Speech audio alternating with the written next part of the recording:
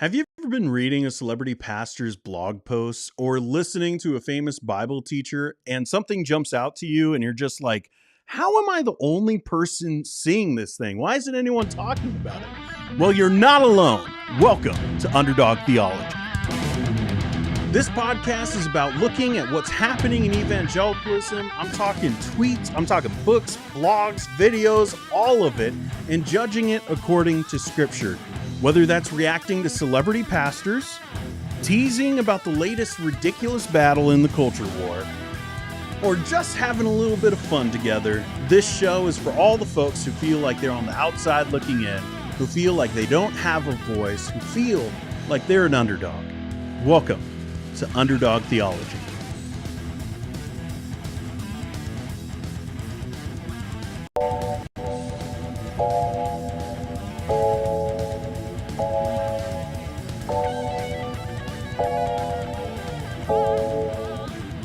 Whoops. What's up, everybody? Hope you are doing well this fine Monday. We're back again. Does this make 3 weeks in a row? What's going on? Are we back? Maybe we are. Here's the deal. We're going to have some fun today. We're going to talk about some stuff. I'm kind of glad it's not as serious as last week. Like last week, I felt like it was like kind of a bummer. But today we're just goofing off and talking about how Todd Friel is talking out of both sides of his mouth. So we're gonna discuss it. Look what I got. Another Steve. Oh, another little Jack Black. I was taking the oldest to a birthday party, and my wife was taking the other two to the store, running errands. And she was like, I got you something. I was like, oh, sweet, another tool? And then she's like, I got you another Jack Black. So far, my wife has gotten me both those Jack Blacks. Okay, so I didn't buy it. For any of you guys who are out there who's like, oh, such a basement dweller. Buying toys. What are you, some kind of nerd? Yeah. What are you?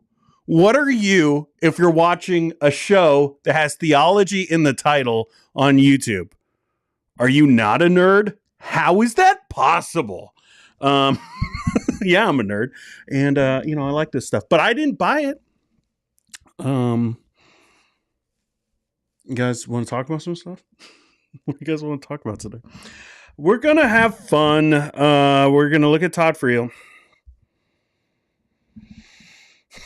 He put out a video, and then, here's the deal. I'm gonna say it right off the bat. I am so tired of the holier than thou people being like, I'm not going to stoop to their level, and then I will drop the video 2 weeks later though. I won't be the first, but I might be the last, and I still want the views. Okay, we'll talk about it. If you're a Todd Friel lover, well, let me say that a little bit. If you're a Todd Friel lover, it's not that good of an impression. It's just generic shock jock voice, and you could sound like Todd Friel. You're not going to be happy if you are one. But let's say hi to some people. We got skeletal remains up at the top, the tippy top. I don't know why I'm doing so many voices today. I promise. I know I had Theo live in the thing. It's mostly just because I was trying to save some room on my computer the other day, and I saw that video, and I was like, this is rad. I used to make some really cool stuff for this thing. Or at least, I don't know if anyone else likes it, but I did. And I was like, I'm going to use that again.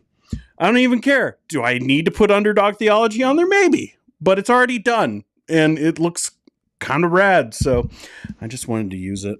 But no, I'm not day drinking today, even though the olive, that's where things get a little spicy. Okay, skeletal remains. Everyone's weirded out. Howdy, folks. Howdy. Hope you're doing well. Mule Rider says, Ed, that's not for me. I'm going to move on. Well. If it isn't a Monday afternoon stream, how cool is that? It's a real channel. You know what also it's like? It's like Dean's going to mess around with stuff again. Why do I do this? I don't know, but it's fun for me, so I'm going to do it. We're going to take this. Why not? Let's make it black. That looks cool. And let's the border. You know, we got some blue stuff going on. Ooh, you guys want some motion? Oh no, it went away. Oh, now I have to bring it back up. Oh, come on. Give me like 20 seconds so I could do this. Give me like just a second and maybe some more seconds. That one doesn't look good.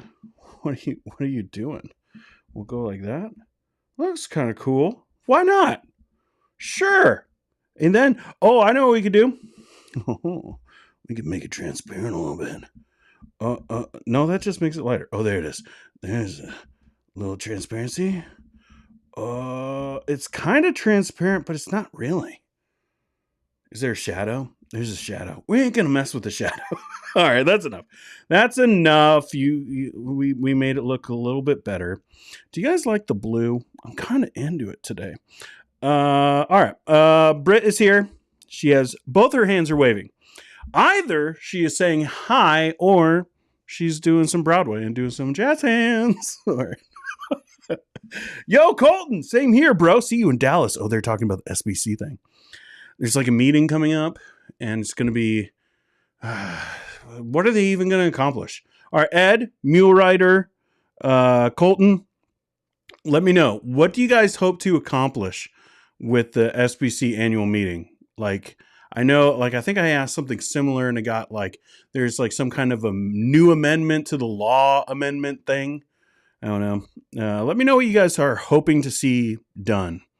Like actually accomplished, not just like, I want to see some fellowship and, all that. Like, that's good. But what's going to happen? What's up, Wendy?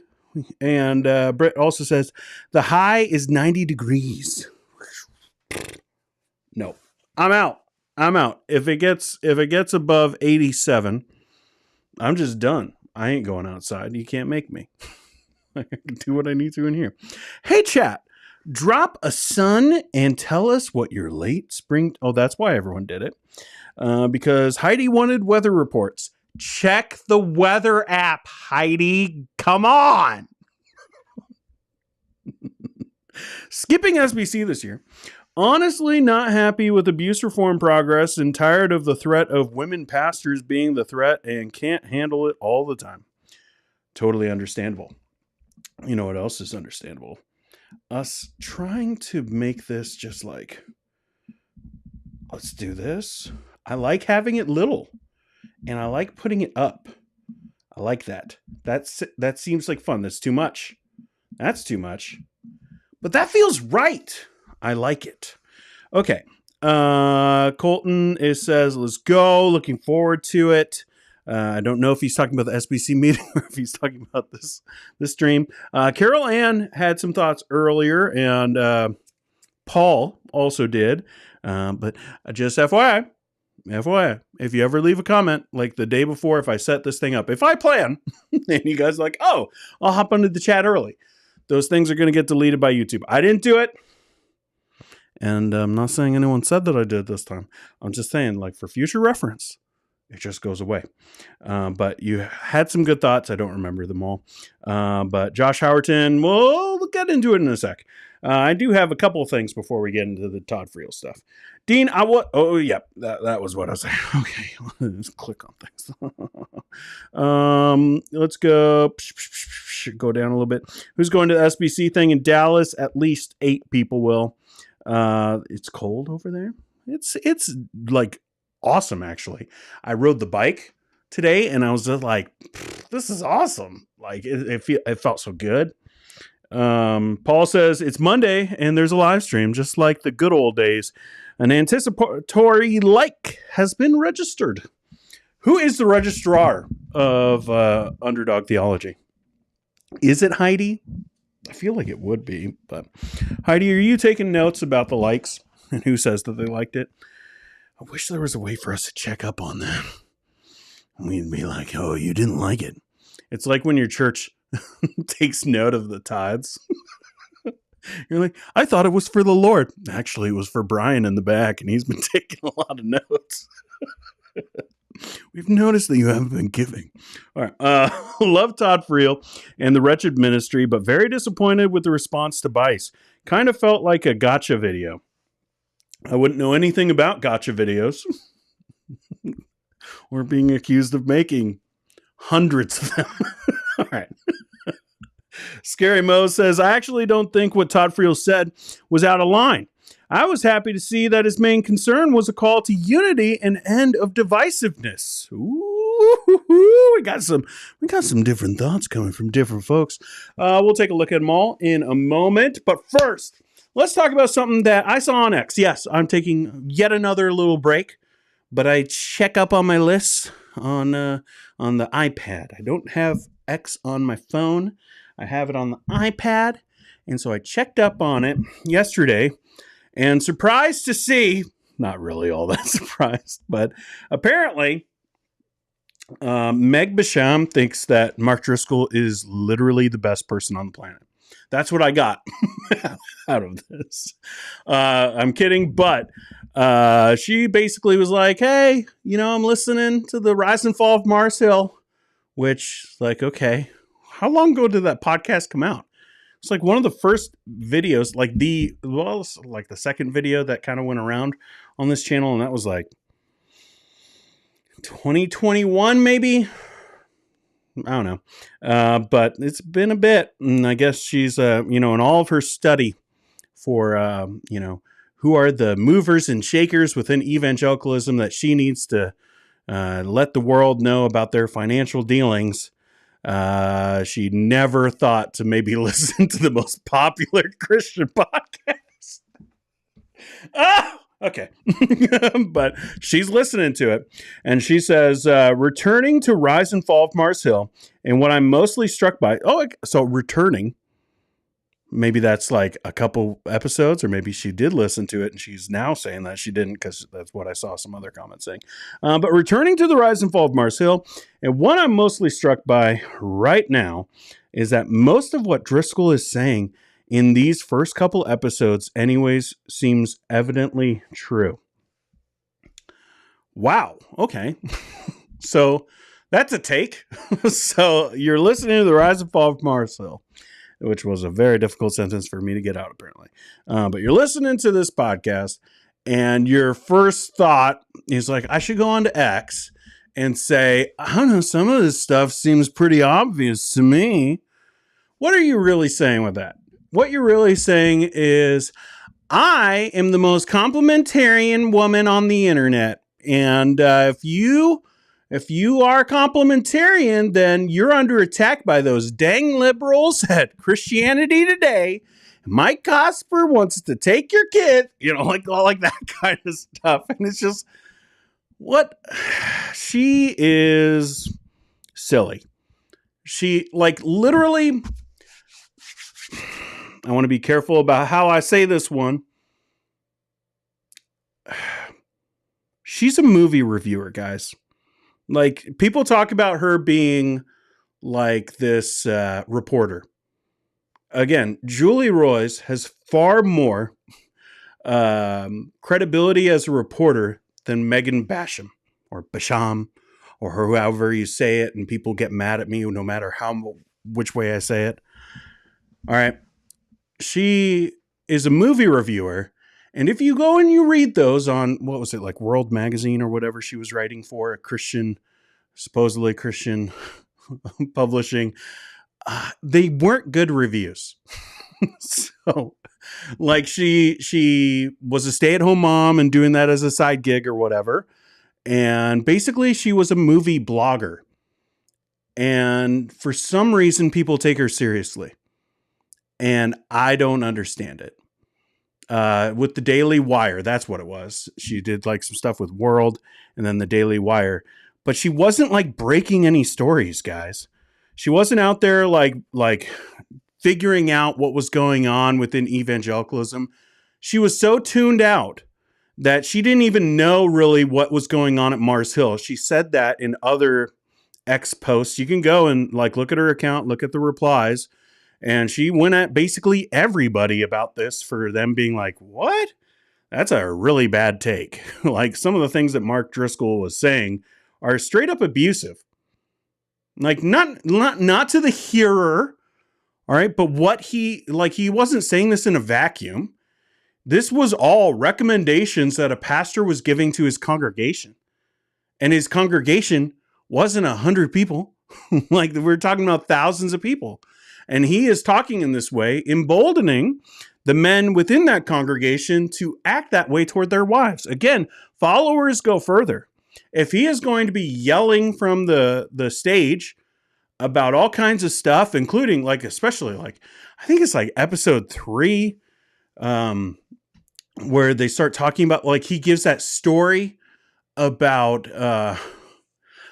this isn't the olive, but like, there's some really graphic stuff that he says that a wife should perform for her husband, and just like says it in a way that's like so calloused and so manipulative that it's just like, if you're saying that from the pulpit, you realize, like, even if you mean absolutely totally well and you're just, I don't know, even if it was right, the way he was discussing it, you think those guys in the congregation are going to be like, oh, I'm going to say it with that much tact, even though there wasn't any.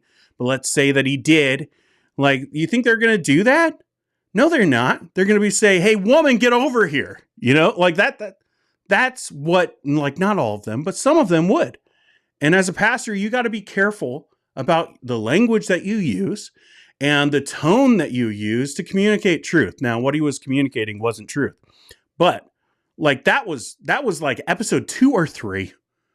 So for her to be like, oh, some of these, like, I'm returning to it. I don't know if she's on episode 5 or 4, but if she's past like the 3rd episode, you have no business giving any kind of Christian advice. If you're listening to that and being like, sounds good to me. It sounds like you guys just didn't like him. You were jealous. You wanted to cancel him. What is this? This is someone trying to pitch an audience. Like I said, I'm the most complementarian woman here, and I think it's normal to talk this way. What she's trying to do is gather an audience, but also pacify someone who is gaining more and more influence. Mark Driscoll, not in my circles, not in reform circles, he'll never get that influence back, I don't think. Burned too many bridges publicly, going off about Calvinism after you got famous for being a Calvinist. That's a little much. But like, so it won't happen in my circles, but in broader Christianity in North America, his influence is growing. And what she's trying to do is gather an audience and also pacify someone who can get her access to more of an audience. I don't believe that this is just, oh, I'm just reacting. That's what she was saying in some of those tweets. I'm just reacting. Is it not okay for me to give my opinion? I'm just reacting to a podcast. Well, you put it online. Like, if you are able to give your, perspective about a podcast, other people have the full right to come at you about how your perspective is wrong. That's how the internet works. But this, no. And then to have Josh Howerton, who is just like, Papa, do you see me? Like every time he sees Mark Driscoll, Papa, do you hear me? He wants like that pat on the head from Mark Driscoll, so stinking bad. And like their Instagram buddies taking pictures together and all that kind of stuff. So he is riding Mark Driscoll's coattails, and so he's there to defend his buddy. But what that means, like what everyone should look at this, what really should happen from this is just everyone being like, oh, okay. Like when people show you who they are, believe them. And like, you can now look at this and say, Megan Basham shouldn't be listened to about Christian stuff at all. She showed that not only is she oblivious to what's been going on for the last 20 years within evangelicalism, which is nuts when you think about her writing a book. You do some research Like, figure it out. Maybe listen to the most popular podcast about a huge evangelical leader. But like, do that. But also, like, you're just dangerous in what you're actually thinking. If you're okay with Mark Driscoll and being like, oh, this is normal stuff. Because again, those first couple episodes, like first episode is more of like, here's the background for it. But episode 2 and 3, like, there's some really damning stuff. Maybe the most damning stuff within the entire podcast. So if you could listen to that and be like, this is good, that should be, everyone else should look at you like, you're nuts. Like, I'm not going to listen to you about anything then. You just showed your true colors. But, you know, it's all about like trying to get more impressions and gaining your audience. You even went at Jordan from London Lyceum, who I've been in the same chat room with. He was supposed to do an episode of Doctrine and Devotion with me and Joe, and then he couldn't do it. There was some kind of technical issue. It was a bummer. I wanted to hear his thoughts on stuff. But he's doing some good stuff over there at London Lyceum, and he has like his own little YouTube section of it. He's doing cool stuff. You should check it out. But Megan even goes at him, and it's just like it's a lot of vitriol. That lady is pretty vicious. And I know some people will be like, you shouldn't talk that way about a woman. Well, if the woman is going to be that way, like, there are pastors who are real catty, and there are women out there who are as well. And so that I saw and was like, okay, that makes sense. That makes sense. But all right, let's talk about the real reason why we're all gathered here today. Big yikes. Let's talk about Todd Friel, because he put out a video about Josh Buice. A couple things right off the bat. All right, let's get the silly stuff out of the way. Again, this is a hostage video. Like, what I don't understand, like, there's real art to the layout of some of these, like when you start talking about like these ministries, they have people who are very talented who set up the stage stuff. And like make it look so cool. And I know some of those guys, and like they do some really good work. I don't know who this is at Wretched who does this, but somebody needs to talk to them about this weirdo chair that like is like the most pillowy chair of all time. It looks like what was it, like the big comfy couch like thing on PBS way back in the day, like with the clown lady. It looks like that, but like the dark version, like just like the evil version of that, and like the black background. I get, like, this is the video that, like, this is the background that you use when you're talking about a serious thing. It's like all the thumbnails that you see from YouTubers of people going like this, and it's just like their normal background, when usually they have like lights and lens flares everywhere and everything is glowing.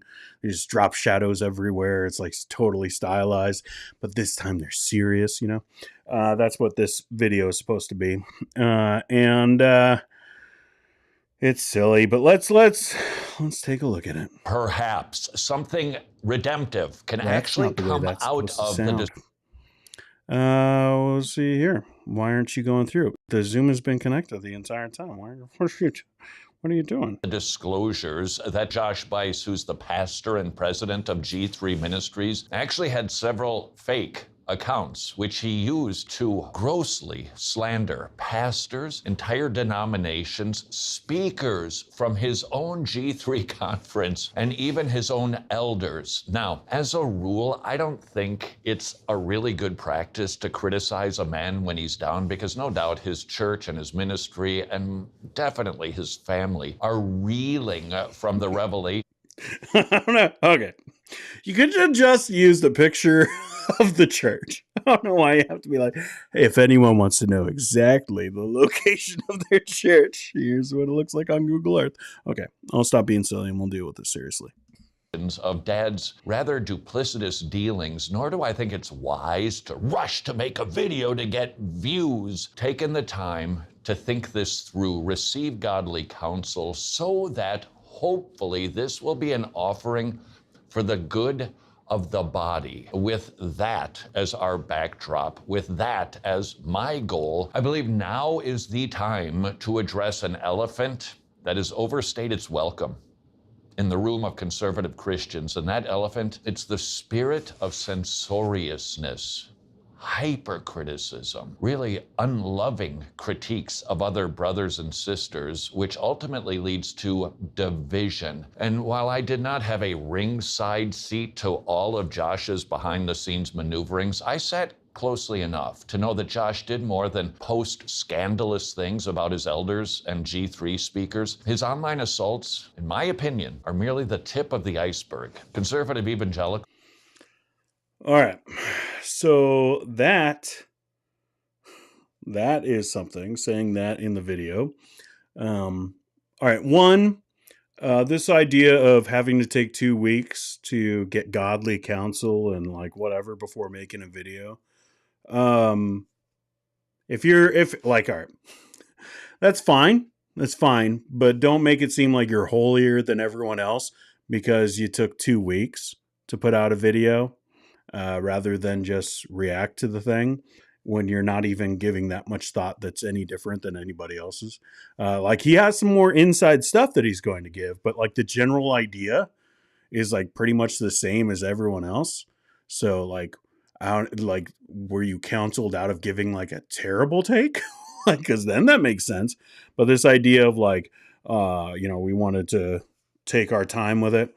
It's like, okay, like you're welcome to do that, but don't make it seem like every Christian has to take 2 weeks and talk to some board in order for them to give their opinion about something that's pretty obvious, like what the take should be from it, of like, this is bad. Like lying is a sin, but okay.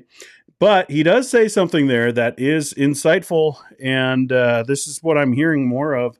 There's more, right? Tom Askell saying this is the tip of the iceberg. There's way more than people know that has been shown to him.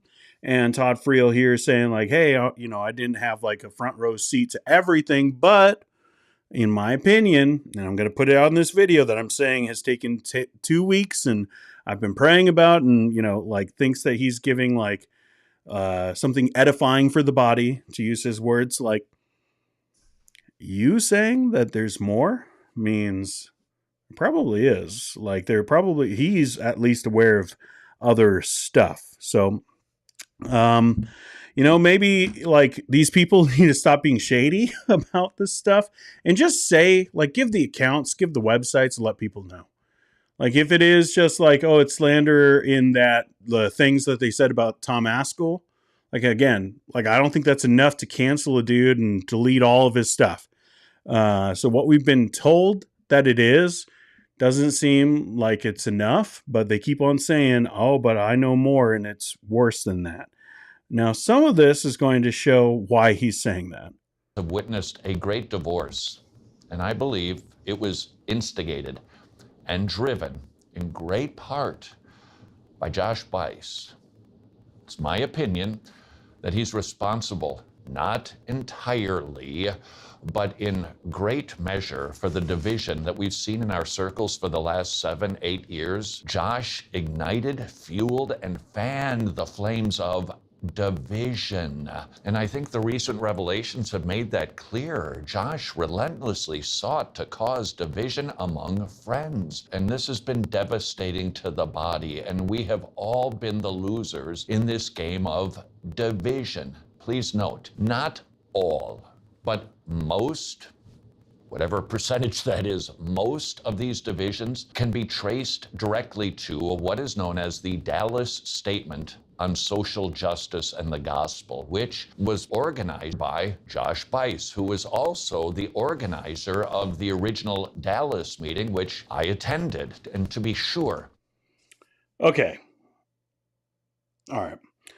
Let me just, show like the cards up my sleeve a little bit. I don't think that Todd's take is bad. Like, I think it's probably fueled by personal stuff, as he'll talk about in a second. But, that's true. the statement on social justice was obviously used as like this measuring stick to certain, I would say, fundamentalists, to say that, hey, you don't fit in the camp. The T4G guys, they don't deserve to be, on stage. We had that like famous encounter that Phil Johnson was like, hey, why didn't you sign this thing at Shepherd's Conference to Ligon Duncan and Mark Dever, or was it Al Mohler and Mark Dever? One of those two. But he did that there. And everyone at the time when it was written was saying that.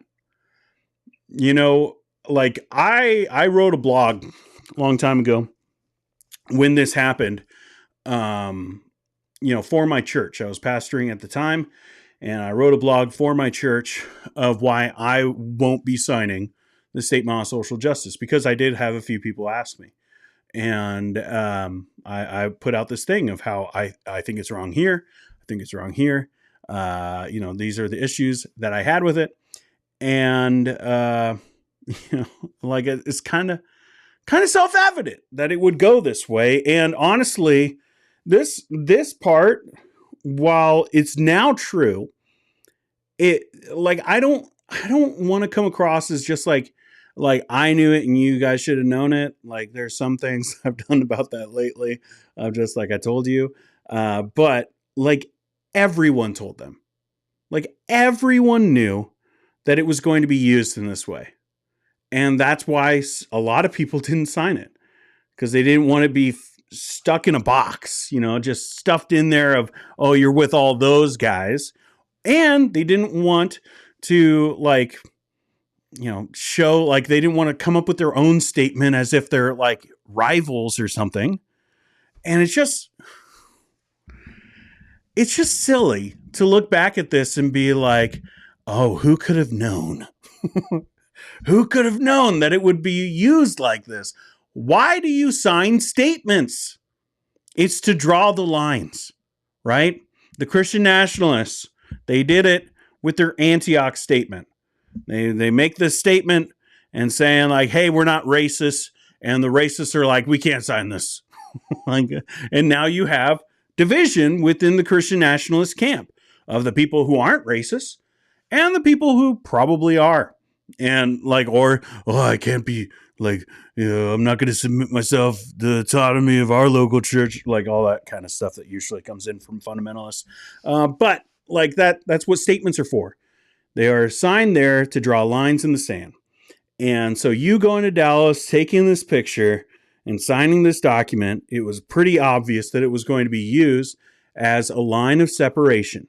You either sign it or you don't. And if you're on the other side, you're at least going to be looked at as questionable, as evident by that Shepherd's Conference panel thing. Like that's how statements work. Now, what I didn't know is that Todd Friel didn't sign it. He's there, he's taken the picture, and apparently he didn't sign the statement, which now makes sense for why he wasn't invited back to G3. But you could look across there, and some of those are good brothers, all right? Most of them I wouldn't want to hang out with, but they wouldn't want to hang out with me either, so there's that.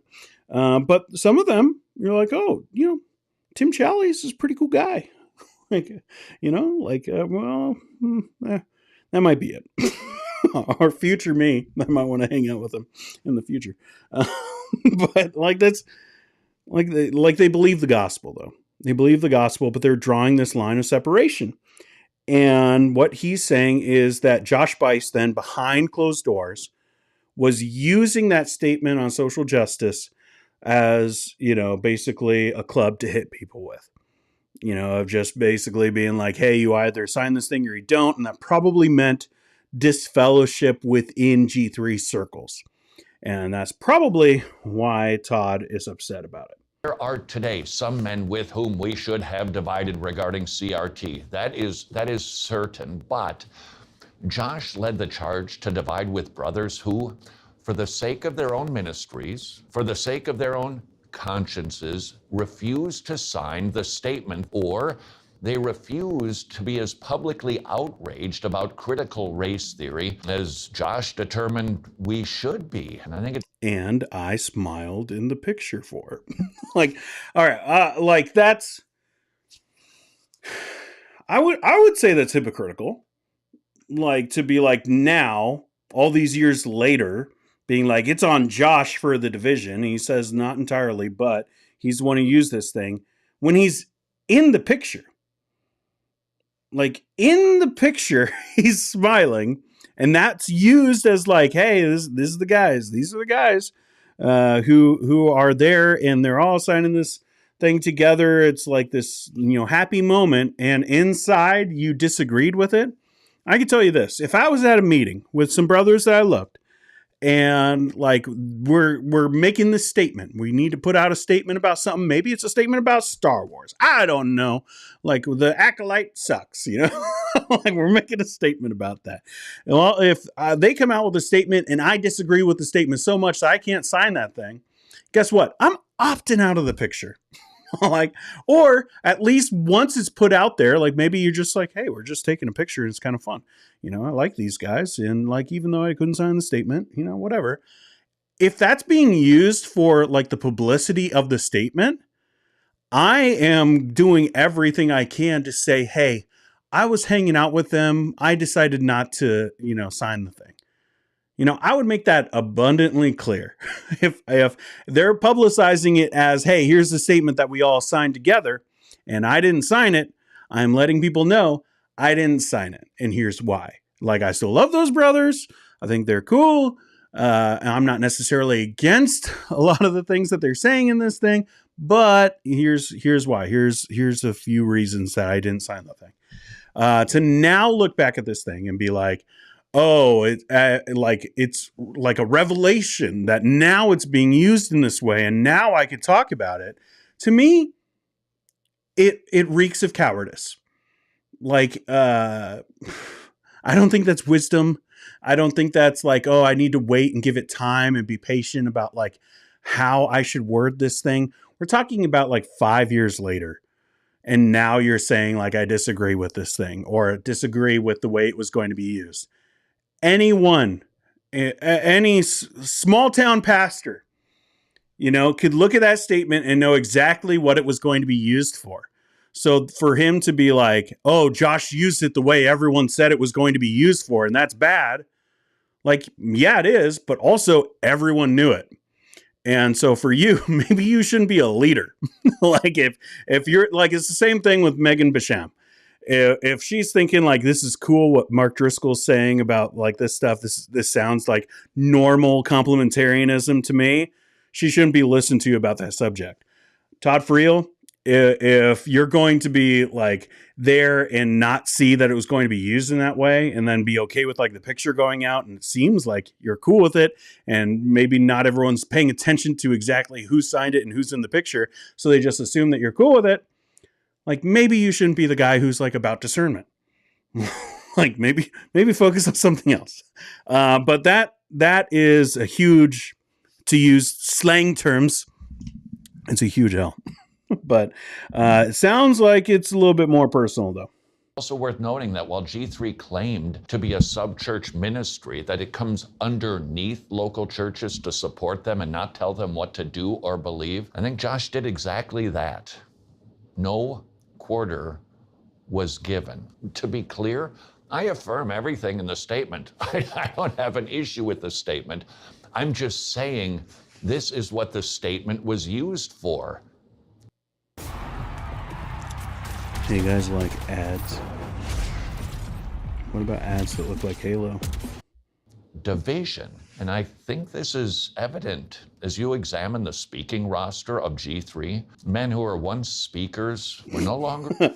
Me? If you examine who was there, and then the statement, and then who wasn't there, me? This is what you'll see. Invited to participate. Why? Because they did not sign the Dallas statement, and they were considered compromisers, if not outright woke. I was one of them, but I wasn't alone. And while I can't speak for every person that Josh led us to believe, are woke. I can't say that because there are some people that. All right, I need some proof on that. Like, because there's one thing of saying like, hey, as an organization, like you could have a policy, and especially for them, like it was very much like a G3 thing of all those guys, of Virgil Walker, Scott Aniol, and Josh Buice, and even here's a little thing that people don't know. Look at the like initial signers. There's a lot of people from Alberta, but like it was very much like a G3 partnership thing to come up with this statement. And maybe it could be their policy to say, hey, if you don't sign the statement, then like you're not going to be a speaker. Actually, I don't have that much of a problem with that. Like that's up to that organization to be like, here's like, we need everyone to be in line with this because that's the kind of conferences that we're going to be putting on. So I don't think like being like, oh, you can't speak here anymore because you signed that is like a church disfellowship thing. Like, should you be able to still have fellowship as in like personal? Of course. Like, and I think that was probably true. So this seems a little dramatic and exaggerated. And also like, if it's true that he was calling, like, who looks at Todd Friel and what he said and goes, you know what, that bro is woke. Like, what? I don't think that's actually happening. So if that was happening behind closed doors, then you probably should come out with something that says that. Because like right now, how it's coming across to me, again, I do think that Josh was probably using this behind closed doors, like this statement to, beat people with and be like, you have to agree with me. And probably from like the things that were put out on these accounts, there's probably some stuff about how, oh, that person didn't sign the statement on social justice, or that person said that about it, or that person was there, but he didn't sign it. And like, given that kind of allusion to the fact that they might be woke, like that kind of thing.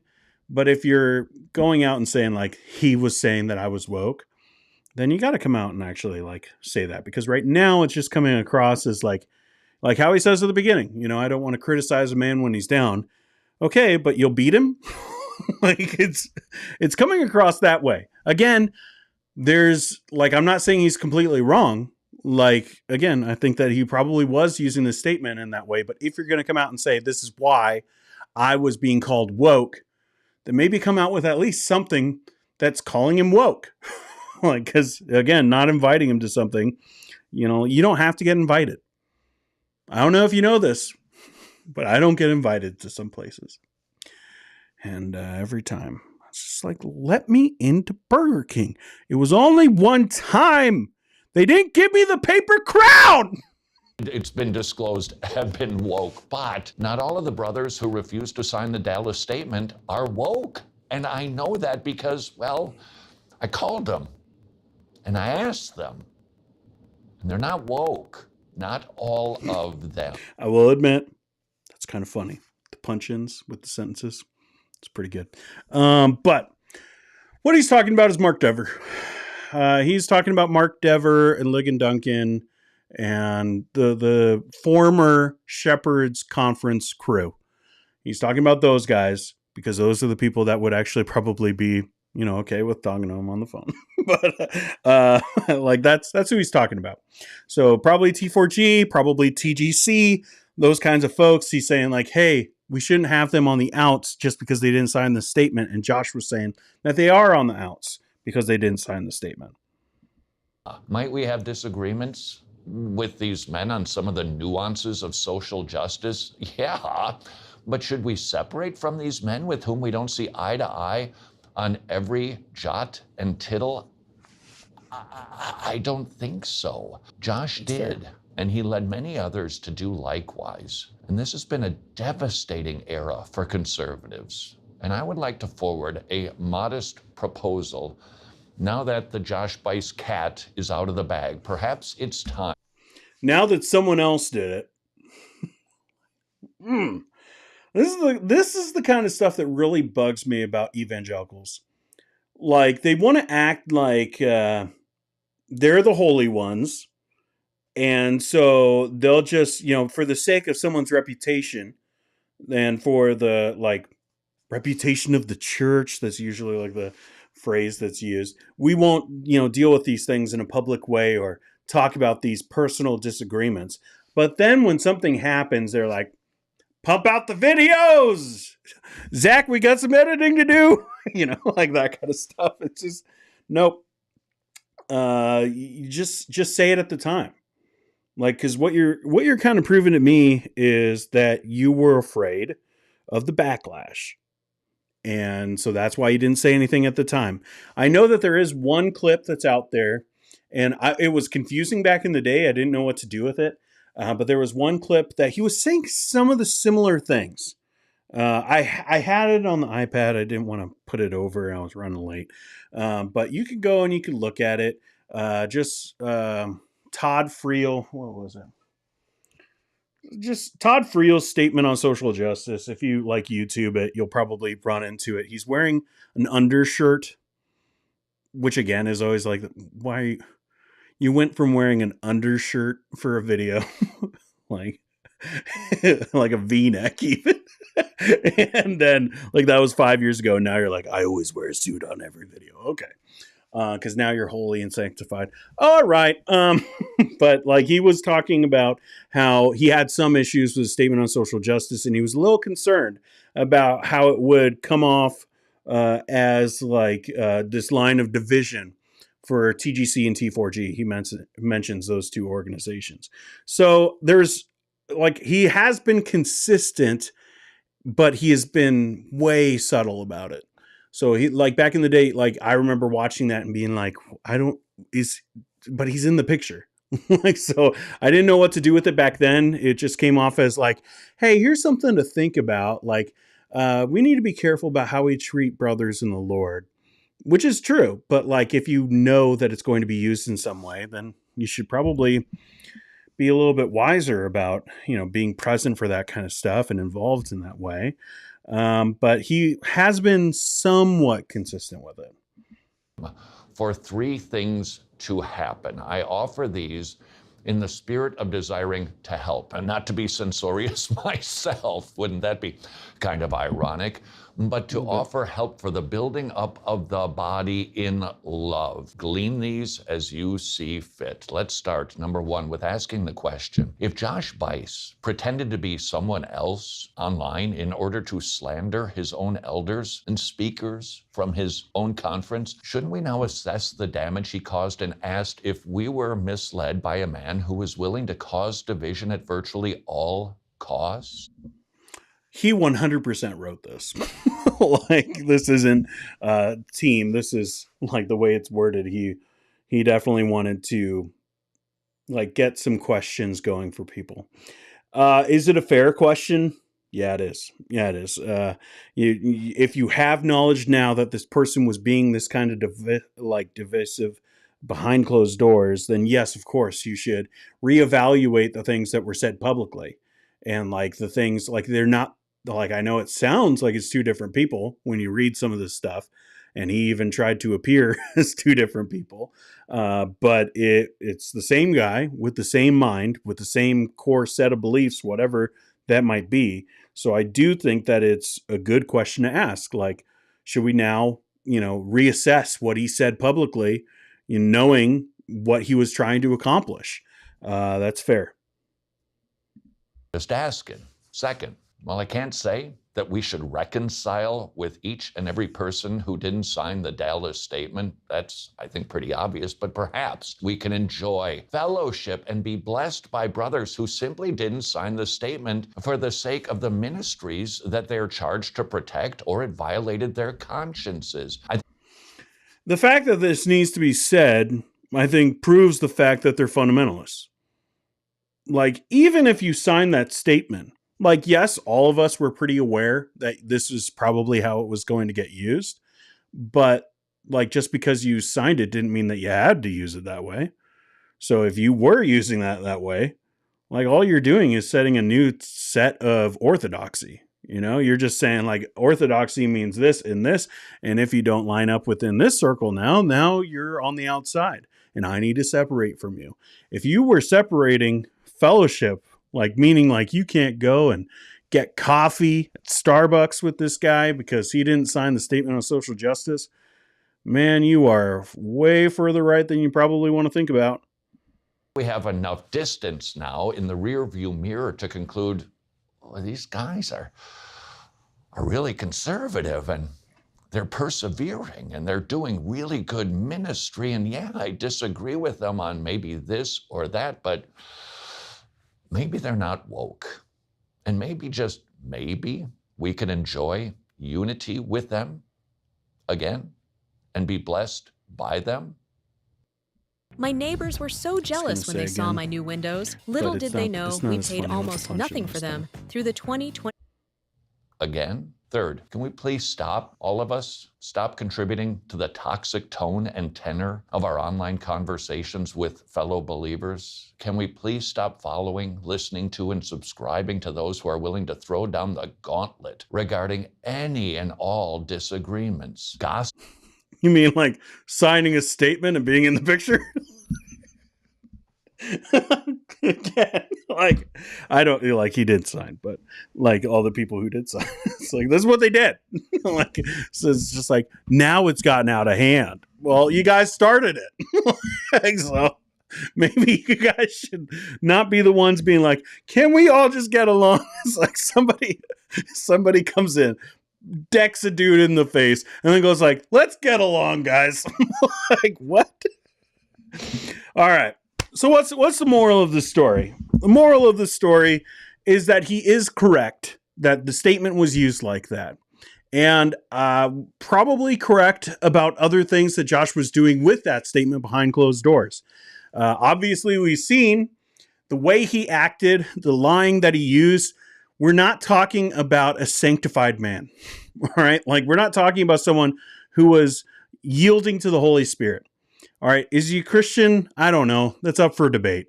But I can know this. He was not a spiritually mature man if he was doing those things at that time. You don't get to be like, oh, I'm yielded to the Spirit, and then like, oh, all of a sudden, I got to type this thing, like what? No, you don't get to do that.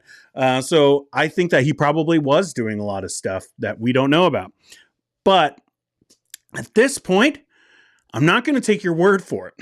Like, if you are expecting us to be like, let's just keep on piling on Josh Buice, then say what he actually did. Saying he came up with the statement is what everyone in the world knows. All right, this is easily known. Anyone could Google it if they weren't paying attention, like Megan Basham. She's looking up the Wikipedia right now. But it's like you could find that out. So we don't need a video of you saying, hey, he's the one who did that. No. Now, this call to unity, I think, is great. And it's true.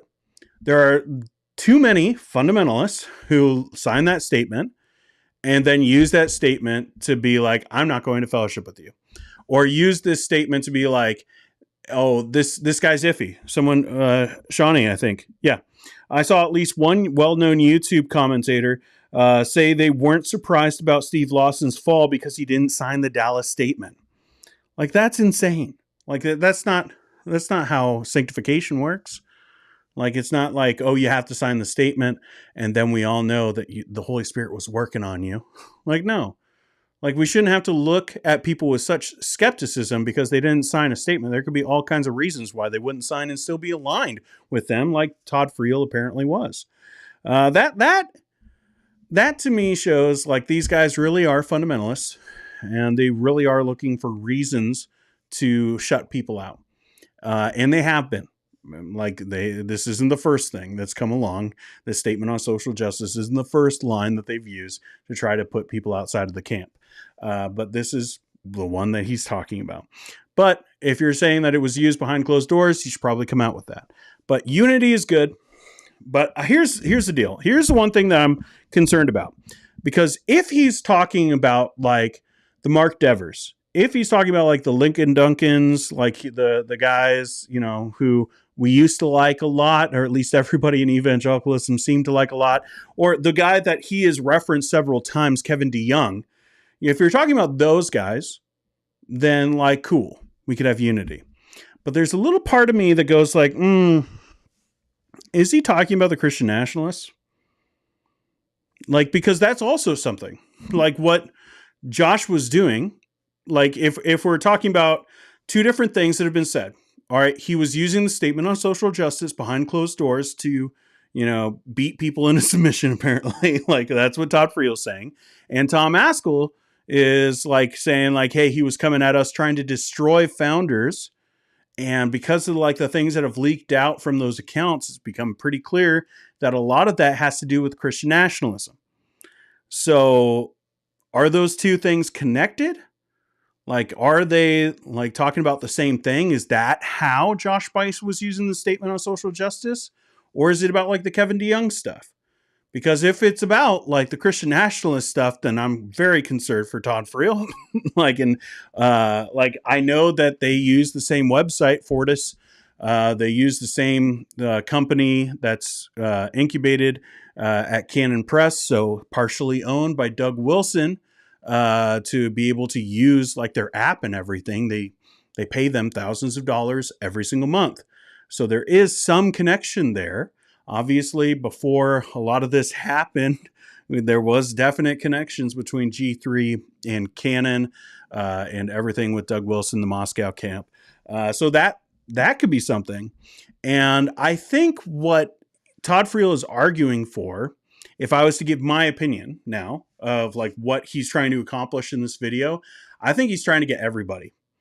I think he's trying to be like, hey, conservatives, stop fighting about everything and just go into one group, which theologically, if you can agree on the core doctrines, like you should be able to do that. But I'm a little concerned given, like the statement on social justice is just one example, but I'm a little concerned that it might be more about, politics. It might be more about fighting the liberals than really about the gospel. So if it is about the gospel, I'm good. Like that sounds fine to me. But I'm a little concerned just with all the other stuff that we know of what Josh Buice was trying to do with these anonymous accounts. I'm a little concerned that it might have more to do with that than like the T4G and the TGC guys. And if he's trying to like, kind of put a Band-Aid on all of it, I don't know if that's going to end up being that good. Because here's the deal. Like when you have extremist beliefs, you will always have division. Like, because like just the necessity of having like that extreme position puts you at the edge, right? Like that's literally what it means, is to be on the edge of something. And so if you're going to be on the edge of something, that there are going to be people who are going to go over that edge. And I think that you're going to see this, if it is trying to like rein it in and trying to have like this almost like conservative resurgence a la like the SBC, but within evangelicalism as a whole. If you're trying to do that, you're going to see division happen again. Like you need to get the gospel right, focus on the gospel and not on the politics. Like if it's about getting the Christian nationalists to come into the camp and then be able to like promote Christian politics, that's never going to end well. It never has. And it never will, because we're supposed to rally around the gospel, not politics. And I'm a little concerned just with the other things that he was trying to do, that Josh was trying to do, that might be what's behind all of this with Friel and coming out. But make no mistake about it. I think it is a cowardly move to be like, hey, all this happened and you guys didn't know about it, but now I'm letting you know about it because people know that he did other things. And so now it's okay for me to talk about. If he was doing these things, then he should have come out and said, hey, he's doing this stuff. The reason, like, people probably asked him, like, how many times has Todd Friel probably been asked, hey, why don't you speak at the G3 conference anymore? What has he been saying this whole time? And it's like, oh, I'm praying for those brothers, when you have like all this stuff going on behind the scenes. That's the kind of stuff that makes me go like, evangelicalism gets pretty gross. It very much is a system. It very much is like, a platform thing of like saying the right thing publicly so that you can be able to keep on your merry way and not have the attacks. And if you get outside of that, like Costi, you have to get reined in. And you got to go through like your little repentance tour. And all the while, that guy is saying things on his anonymous accounts behind closed doors. It's a little gross. But at the end of the day, if I'm to take Todd Friel's words at just like face value and not try to connect them to like the Tom Askell stuff and what he's been saying, I'm for unity. And it's stupid that there was so much division over something that's like the statement on social justice. If you read it, it ain't good. Like, just even as a theologian, like just the way they word things, it's not great. Like I know that they got some people in there, some people I would respect in there to craft some things. It's still not good. So it's a weird statement. But if you've ever, like, if you haven't read it, you probably should, just to be like, what? This is what everyone was signing? Because some of the statements in it, it's just like, why does this have to be in here? This doesn't even make sense as a sentence. But, you know, I stream about weird stuff. One dislike. That guy really likes a statement on social justice. All right, let's see what you guys all think. Dun, dun, dun. Cue scary music.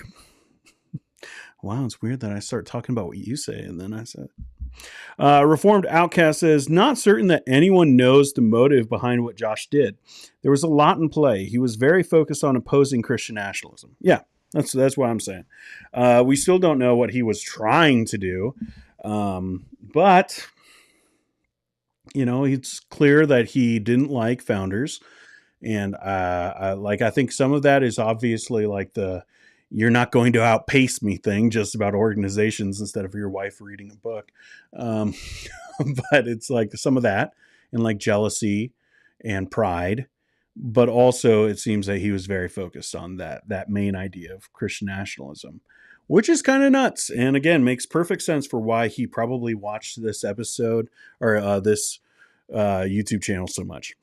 He probably agreed with a lot of what we were talking about, but he just couldn't say anything unless it was under that fake name. He probably has a fake YouTube and was watching and commenting.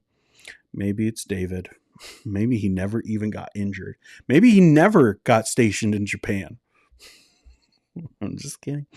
It was Al Mohler, not like who was on the stage at Shepherd's, not who Josh Buice was pretending to be. So true that if Josh was so divisive, read the Dallas statement, then Phil needs to get the boot immediately. If anyone is censorious, it's him. Yeah, I don't disagree. 5 years ago, since George Floyd and the protests of summer 2020, that's where the justice statement was rooted. Okay. Yeah. Weird. What a weird year. Is that also, like I was thinking about this earlier, the floods in Houston, was that also 2020? Like, is that was also a huge story that people forget about. But what a controlling, manipulative bunch. I mean, they've kind of proven that over the years, but it's not like anyone was calling him out for it like 4 years ago. Not any, like, you know, people who like olives or bouncing heads with beards, stuff like that. I like the Nashville statement. Yeah, I don't have that much problem with, or no, wait, the Nashville, I'm thinking of the Denver statement. Which one is the Nashville?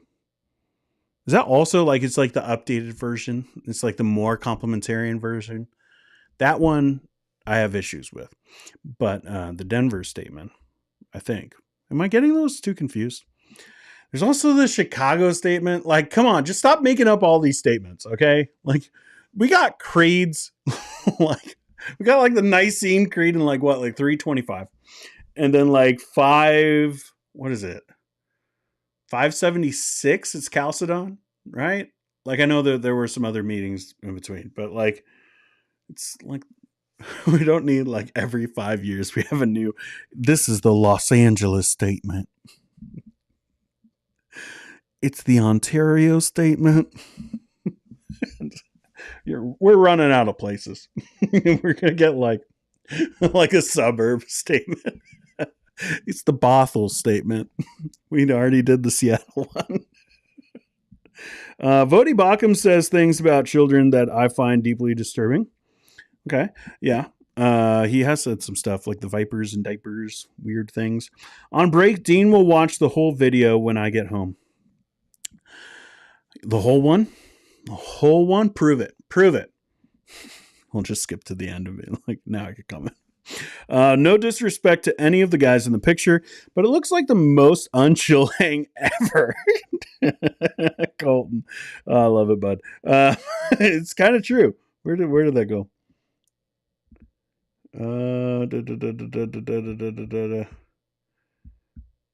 2 dislikes. Fine. Where is it? I don't know. I'm not finding it. But that's kind of accurate. Challies didn't sign either and was shunned. He has a blog about it. Man, that shows you like people aren't reading blogs anymore. I don't remember that at all. And I used to read Tim Challies a lot. And he's a Canadian boy, so always got to represent. Pic was taken before folks signed it. Is that what everyone was happy before? That's good. It's like a wedding. Always take pictures before. You never know what's going to happen. Someone's going to pass out. Something could catch on fire. You never know. Always take the pictures before.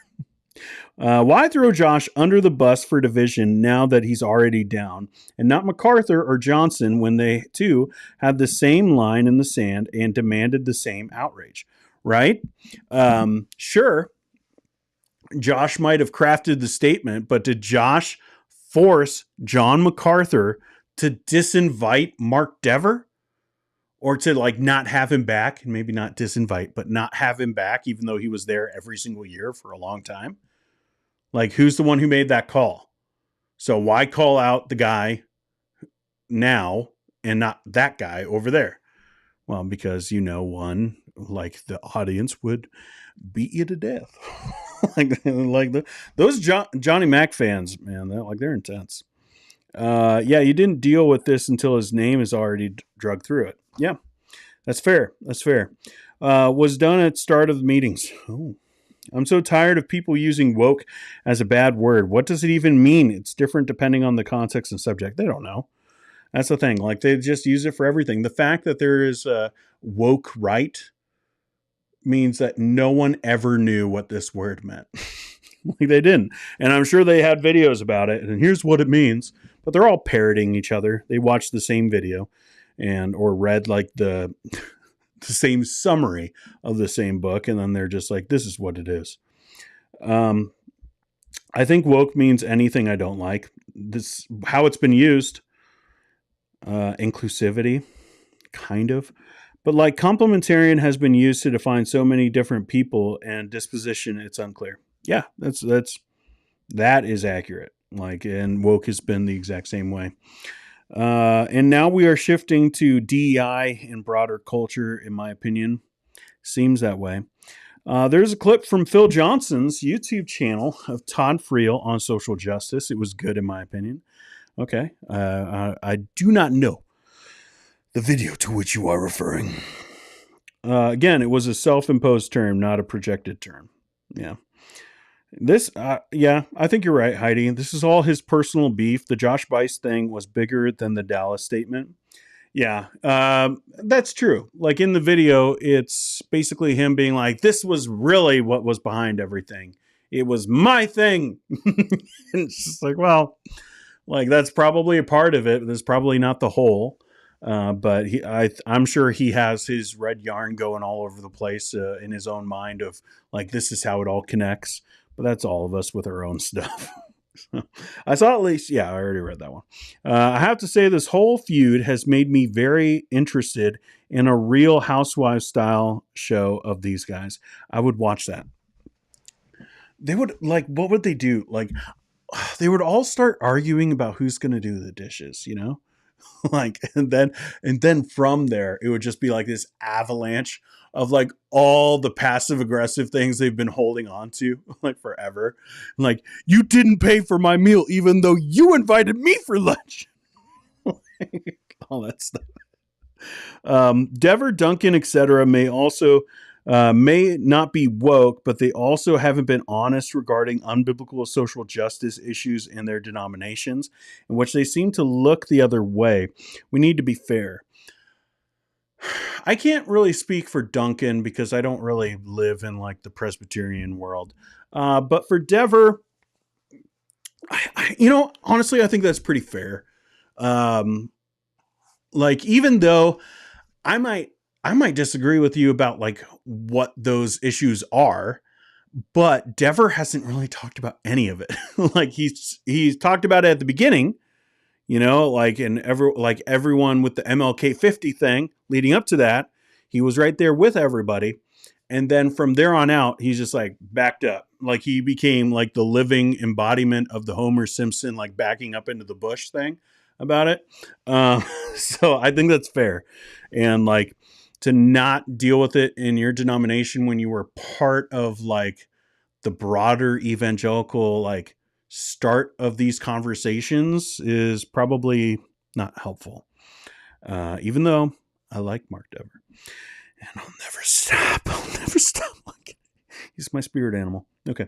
I have major issues with the BLM movement, but I'm not going to break fellowship with Christians who disagree with me on it. Yeah. And like, that's the way it should be. Like, you shouldn't have to agree with everyone's politics. That's never been the line of orthodoxy throughout Christianity until the last like 50 years. With like basically like the whole conservative stuff with like, what was his name? Colson. And what was his name? He wrote like 1,000 books. Colson, like obviously Dobson and all those guys. But like that like fighting the culture wars and all that kind of stuff. Like that's really where a lot of this stems from. And that's why Christians have like kind of blurred these lines on theology and politics. And now it's been blurred so much that these young guys are like, let's just get rid of any blurriness and just have them be the same thing. No, it's not the same thing, but they don't know enough theology to know that they are different things. One reason people are leaving evangelical churches is the constant redrawing of lines and writing of statements and posturing and posing for photos, in my opinion. Yeah, I mean, like you look at the picture that I can't find right now through the video, but you look at the picture of the Dallas statement on social justice, and you can't tell me that's not virtue signaling, right? Like these guys are the guys who are like, oh, virtue signaling, like with all like the TGC stuff. But that's what they did. You think anyone in Dallas cared? Like there's probably like people there watching these guys get over there and like take a picture, and they're probably like weirded out as they were having their lunch. Like this isn't like some necessary thing that everyone's like looking to them to come up with a statement. Like they just wanted to come up with a statement and then be like, look at us, we have a statement. And like that's virtue signaling. And is that only for the liberals? All right. Re-education exists in fundy circles. Sometimes it does, but a lot of times. I like the Piney Bluff statement. Just follow Jesus and make disciples. I mean, that sounds pretty good. But Nashville was on sexuality, and Danvers is the CBMW statement. No. I need to go back and read those ones. I don't remember. Like I remember their things, but I don't remember what they say. So I'm not going to say whether I agree or not on a video because I don't remember. All right. From what I remember, the Nashville statement was defending the historic biblical view of human sexuality. Well, I agree with the Bible. So there's that. I catch a stray. We all know it's you, Josh. Don't you have other things to do? Josh. You lied to me about ramen. J-Mac for life. Just kidding. Chuck Colson. Thank you. And Falwell. That's correct. Yeah, those guys together. Being at odds or even war with the culture is simply an innate feature of Christianity. It's never going to be smooth, and we're always going to wrestle with how we engage. Like I understand what you're saying, but I don't think we have to put it in those terms. Like we wrestle against spiritual forces, right? Like that's what Paul says. We don't wrestle with Hollywood. like that's just like, I think that those have been placed by some people to be pseudo wars, like fake wars that you could win. and like pay attention to these ones. And while there might be some truth to it, like, yeah, Hollywood, like there's some stuff that happens. Like look at like the P. Diddy stuff, but don't, because gross. But like there's some weird stuff that happens, all kinds of like nasty, sinful stuff. But is that like the same as you can't go to the movies because, you know, like, and I get what you're saying, like as someone who exists within a culture, you're always going to come in opposition to your beliefs. But to say that you're at war with it, I don't think is like accurate. I think we're mixing terms up a little bit and kind of having the way we were brought up be a part of it. We don't have to be at war with culture. We're at war with Satan and Jesus' enemies. And I don't think that necessitates being at war with culture. But I understand what you're trying to say. You're trying to say that, like, as a Christian, you will always have some opposition to your beliefs within, like, just existing within culture. I'm just saying, like, hey, let's be about the gospel and let everything fall where they're going to fall, and not have to write books about the culture war or letters about the culture war. What we need right now is a moose jaw statement. What would that be about? Potholes? Potholes are the first thing that pops in my head. Drivers. Old drivers. Lots of old drivers. I am against old drivers. I'm sorry. Like, there should be a free service within each city for old people to get where they need to go. And I know that already exists in a lot of cities, but I'm saying, like, it should be more popular and it should be necessary. Like, over the age of 65, you just don't get to drive no more, especially if you're wearing a hat and especially if you're wearing glasses. It's always you. All right. And if you're driving a pickup truck with over the age of 65, white glasses, hat on, you're going to hit me every single time. Like, just stop doing it. Get off the road. Just get off the road. Let your kid drive. And if you don't have kids, I'm sorry, but like we should have a service. I think your back and forth on Hollywood simply enforces my point regarding how we engage in the war. By existing, but like, I don't think that it's a war. Like, a war implies that you have to win a fight. Jesus wins. Like, it's not a war against like this abstract thing of culture. Like, I get that you're like, a lot of people will say Satan uses culture to accomplish these things. I don't care about the thing that he uses. I care like about fighting him. Like, and like how we exist within the culture can shape a new culture. So like, yes, there's like an opposition and us coming in opposition to that opposition. But I don't think that we have to go of like, you know, onward Christian soldiers, like about culture. It's about like, we go with the gospel. How beautiful are the feet of those who bring the gospel of peace? You know, let's talk about that. Let's talk about our pretty feet. Did I just say that on a stream? Nobody clip this out. I didn't mean it that way. The Moose Jaw statement on North American animal husbandry. Keep your dog on a leash. Like, these people. All right, here's something. I know that some of you guys think that your dog is the smartest dog on the planet, but put your dog on a leash. They're going to jump in front of that car because you know why? They're still a dog. They're still a dog, and they do dumb things because they're dogs. Also, they could just like come at my kid weird. They might be happy to see the kid, but they're coming at him weird. And you know what I'm doing? Fist. Dog starts coming at my kid. Fist. All right. I'm not saying I'm going to take a swing. This is getting into a weird stream. I'm just saying, like, I'm ready for whatever may happen. Because I've been there where some dog came off on a leash and just like came at my kid. Keep him on a leash. The Moose Jaw statement. As a Christian, we're not called to be in a culture war. We're on a rescue mission. If we're busy fighting the culture, we won't have time to love the lost. yeah, I think like at least we won't have as much time because we get distracted. Josh Buice obviously got distracted, with what he was trying to accomplish. That's not about the gospel. Like, let's not get distracted in the culture or, like even within like the evangelicalism stuff. Like, I'm off of X for right now because it's just like, it's annoying first off, but also just like sometimes you just gotta be like, dumb people say dumb stuff, like, and I know some people will say that's you, bro, but okay, that's your opinion.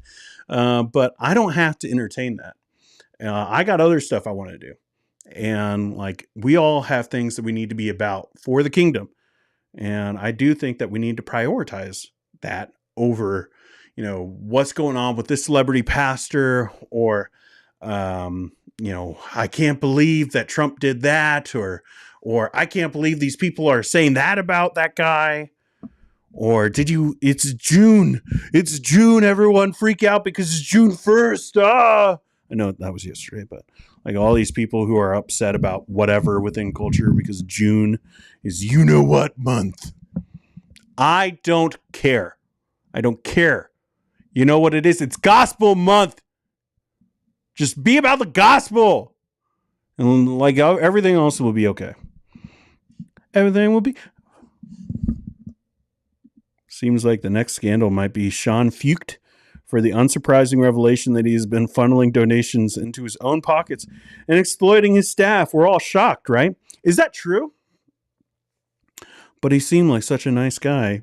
That's why he was banned from Spokane. Oh, guys. When somebody gets banned from their own hometown, like maybe pay attention to that. I just feel very reticent to concern myself with the worldly things. I'm reluctant to concern myself. That's probably it. I can't spell or type. It's a problem. A line I'm continually seeing be drawn is school choice for Christian children. After leaving my Wilsonite church, my current church is trying to get us to read Family Driven Faith by Basham. I will say, people might be mad at me about this. That book ain't that bad. All right. Like, I reread it not a couple months. It's been like a couple years now. I was like doing some research on him and his stuff. Like there was something that was going on about like the Vipers and Diapers thing. And so I reread it, sped read it. Okay. I went through it, but like, it wasn't that bad. Like, typical stuff of like too conservative, overly complimentarian kind of leader within a home kind of stuff. But what's up, RJ? Hope you're doing well. Dear Abigail. Let me see. Okay. My dearest Abigail, the war rages on. Do I sign the statement or not sign it? Will this change the world? I don't know what to do. Please pray for me. Tell little Jessup Daddy will see him eventually. First, I have to win this war. The statement on Christian yoga and the gospel. I think John MacArthur already did that. That's like all over CNN videos back in the day. Remember when that was a thing? Because Doug Padgett, was it Doug Padgett? Is that his name? That sounds wrong. But I think it was Doug Padgett. There in Minneapolis was like doing like yoga stuff and worship services. And everyone's like, now we have to talk about this. Much of the problem is dominionism. Of course, we should be good stewards of the culture, but thinking we can fix the world instead of Jesus is dangerous. Agreed. I agree with that. You're almost 40, Dean. Gen Z thinks you are old. I feel older every day. I get older every single day. And now I'm beginning to feel it. I don't know. Am I that old? I don't know. What if, like, should I start a parody account? Like Gen Z Underdog? It's like, just be a total dork. Because honestly, that's how a lot of that comes off to me. I know that, like, the Gen Z kids think they're cool and think that, like, everyone old is lame. But here's the deal. I've never felt like a generation just lacks any style more than Gen Z. like Gen X, like you could at least get them. Like they have a whole thing. They had Nirvana, okay? Like that's cool. Like they had something going. And the 80s were cool, and the 70s were cool. And like, what are they now? They're just copying. It's like they don't have any individuality. And they're just like, oh, we're gonna use no cap. Cool. No doubt. Like, what? You're just making up stuff. Which I guess that's how cultures work. Clip it. Do it and well, I won't say it because YouTube will be like, was that a threat? Let's put our tongues together and sing Onward Christians. What? No. Don't do it. That was a thing, though. Which one was that from, Heidi? That was like... was that like a G3 conference where someone like they said that, right? Like, let's put our tongues together and like, but it was like, oh, for 1,000 tongues to sing or something. Like they were trying to do like some kind of wordplay. And then they said that. And it's just like, what? But you're the sinful one for bringing it up. Come on. Everyone was thinking it. Dean should do a short on Onward Christian Soldiers. Everyone will hate me for it. Dean heads up on Friel interviewing Greg Gifford on his book Lies My Therapist Told Me. His take on autism was terribly ill-informed and comes early on in the video. I'll watch it. I might do a video about it. Every time I see that now, I feel not only am I like personally attacked a little bit because of my son, but also I feel like no one else talks about it. So every time I see that, I'm going to say something. Here's something. You want to talk about like the Moose Jaw statement? I am thinking of making a documentary about a guy in our town who is a doctor, claims to be a doctor. It's a made up thing. He claims to have cured autism, and he has a setup in the mall. In the mall, I went to the Warriors game, and there are advertisements on the ice of this guy's practice. And it's like, his whole thing is this, guys.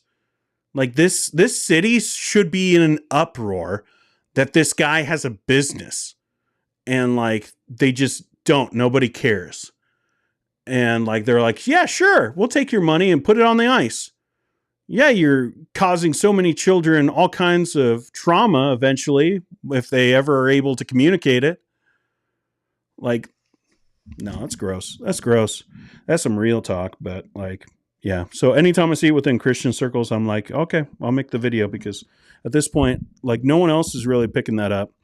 And, like I said, it's not as often anymore, but it's like every week I'll get someone watching that autism, like a couple of the autism videos I've made here on the channel. And they're always like, thank you. I heard this. Somebody told me this. Somebody told me this was what's wrong with me. And it's just gross. So I'll take a look at it. But I'm not surprised. Because there is like a partnership, right, between Wretched. I don't know Greg Gifford. But I'm assuming there's an ACBC connection, and I've said it many times. ACBC, worst AC/DC cover band of all time. But also, they don't know what they're talking about when it comes to like neurodivergence. They don't have a clue. They don't know because the Bible can't put a Band-Aid on that, and that's the way they treat the Bible. ACBC. As a whole, I do mean this, guys. I've done my research. I know some people. And as a whole, they treat the Bible like it's just a Band-Aid to put over your trauma. And to name everything as a sin when it's not. And it's an incorrect system that was really started by Jay Adams, who was a messed up dude himself. So it's not good. So I wouldn't be surprised that they would have a horrible take about autism. But given that I don't know that guy, maybe there isn't that ACBC connection. Maybe he's just promoting a book. But I'll take a look at it. As a parent of kids with autism, this sounds like an interesting topic in the book reference above. Yeah. I have too many dog stories running in my neighborhood with stroller. Your dog might be safe for your family at home, but that doesn't mean he's safe on the street. He's an animal who could do anything. He might just like put his head up and run to the moon. Like, we don't know. He's an animal. You can only train him so much. And it's not like all you people who will be offended of just like, you don't understand. I spent so much money on this, and he's trained in this way. We did all this training. It was months and months and months. I don't care. He's a dog. Put him on a leash. Same thing we do every month, Pinky. My husband drew down on a dog that started pursuing me on our daily walk. I guarantee you that dog will now be on a leash every single time he's outside. Yep. I'm telling you, man, like I've had to get, if there's a Rottweiler running at my kid, you think I care about what PETA says? Just read between the lines. Vody Bacham thinks daughters have some responsibility to prevent their fathers from cheating on their mothers with younger women. It's very creepy. Yeah, that stuff is insane. Redeemed Boomer. That would be a good name. Shawnee's like, brah. What did I say? I don't know. It's been a bit. Gen Z makes great edits, but no style. I say this is one. I don't know. Just everything I see about Gen Z is just like the 90s were better. All right. Like, you're trying to copy the 90s, but the 90s were better. Like, in just even like, all right, the word rad is so much cooler than any Gen Z term for cool. Like, they all sound like a baby language, and it's silly and made up, and they don't exist in actual culture. They all exist here. They're just like, oh, this is culture.